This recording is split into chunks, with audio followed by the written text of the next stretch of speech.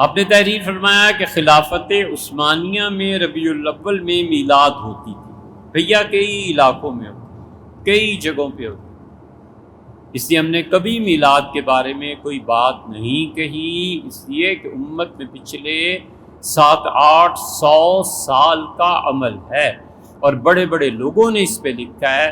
ہماری کبھی بھی جرت نہیں ہو سکتی، نہ ہمت پڑتی ہے کہ ہم سب کو ہی گمراہ کریں۔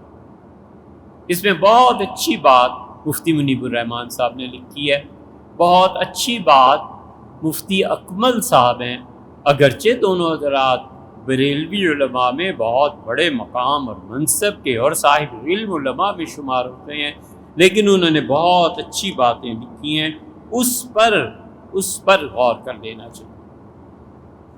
انہوں نے لکھا ہے کہ جلوس شرعی حدود کے اندر رہنا چاہیے۔ تحریر فرمایا ہے کہ بجلی کا بے جا استعمال جو ہوتا ہے نہیں ہونا چاہیے۔ تحریر فرمایا ہے کہ نمازوں کی پابندی ہونی چاہیے۔